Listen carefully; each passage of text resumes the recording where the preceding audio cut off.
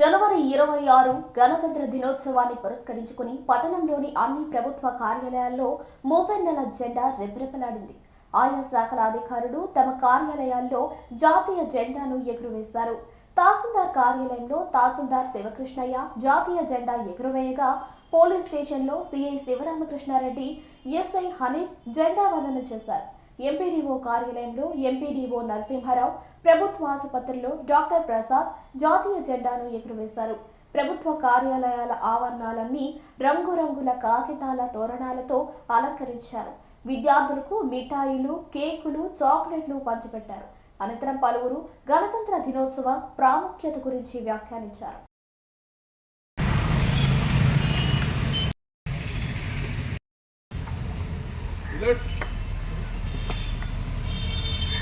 जातीय गीत शुरू कर।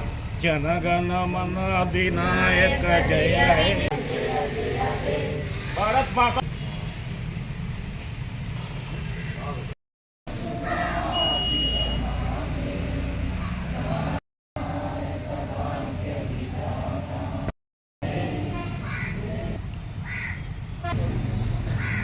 దీనికి కారణం ప్రతిసారి మనం ఆగస్టు 15 స్వాతంత్ర దినోత్సవాన్ని సెలబ్రేట్ చేసుకుంటుంటాము. అది అందరికీ తెలిసిన విషయమే. గణతంత్ర దినోత్సవం యొక్క ఉద్దేశం కూడా మనం తెలుసుకోవటము, దాన్ని ఆచరించడం చేయాలి. మనం స్వాతంత్రం పొందిన తర్వాత ఆ యొక్క స్వాతంత్ర ఫలాలను అందరికీ సమానంగా ఉండాలని చెప్పేసి ఈ యొక్క గణతంత్ర దినోత్సవం యొక్క ఉద్దేశము. జనవరి 26వ తారీఖున 1950 సంవత్సరంలో మన సొంత రాజ్యాంగాన్ని రచించుకోవటం, అమలుపరుచుకోవటం జరిగింది. సో 1950 జనవరి 26 తర్వాత మన యొక్క సొంత పరిపాలనను చేసుకోవటం జరిగింది. దానికంటే బిఫోర్ బ్రిటిష్ ప్రభుత్వం యొక్క రాజ ప్రతినిధి ఉండేవారు. టెక్నికల్గా వారి పేరు మీదే రాజ్యాంగ పరిపాలన జరుగుతూ ఉండేది.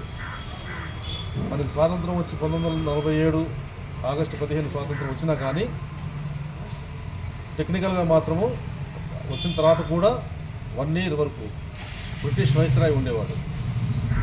లార్డ్ మౌంట్ బాటన్ పేరు మీద పరిపాలన జరిగేది 1 year వరకు కూడా. 1 year తర్వాత అంటే 1948 జూన్ వరకు కూడా, జూలై వరకు కూడా లార్డ్ మౌంట్ బాటన్ ఉండేవాడు. అతని పేరు మీదే పరిపాలన జరిగేది.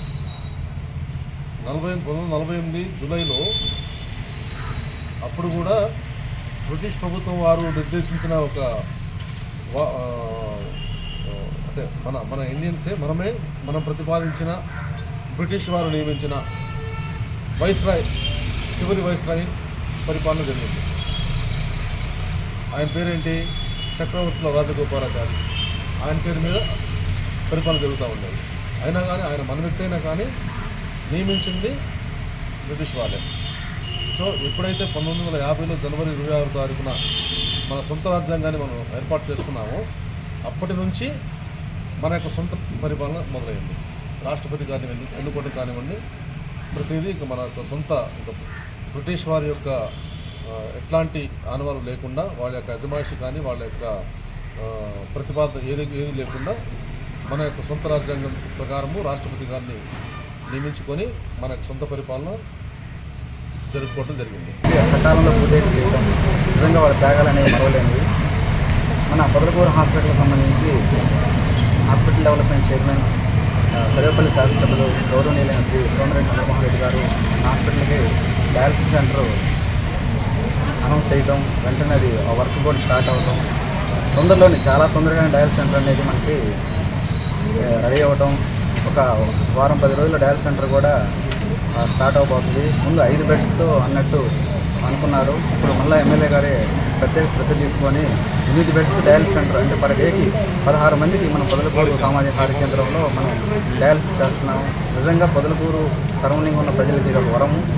రెండోది ఈ మన ఈ సిఎస్ఆర్ ఫండ్స్ కింద 1,80,00,000 అనేది మనకి ఎమ్మెల్యే గారు శాంక్షన్ చేస్తే మన పొదలకూరు సామాజిక కార్యక్రమానికి దాదాపు 1,30 లక్షలు అనేది కేటాయించి హాస్పిటల్ మీద ప్రత్యేక శ్రద్ధ చూపి మన హాస్పిటల్లో జనరేటర్ కానీ స్కాన్ మిషన్ కానీ ఈవెన్ డయాలసిస్ సెంటర్స్కి బెడ్స్ కానీ ఇంకా మనకి ఆఖరి ఫ్రీజర్స్ వరకు ప్రతిదీ కంప్యూటర్స్ ప్రింటర్స్ మొత్తం హాస్పిటల్కి ఏం కావాలి అన్నీ ప్రొవైడ్ చేస్తున్నారు. దీనివల్ల మాకు హాస్పిటల్లో ఎంతో బాధ్యత కూడా పెరిగింది సర్వీసెస్ అందించాలని.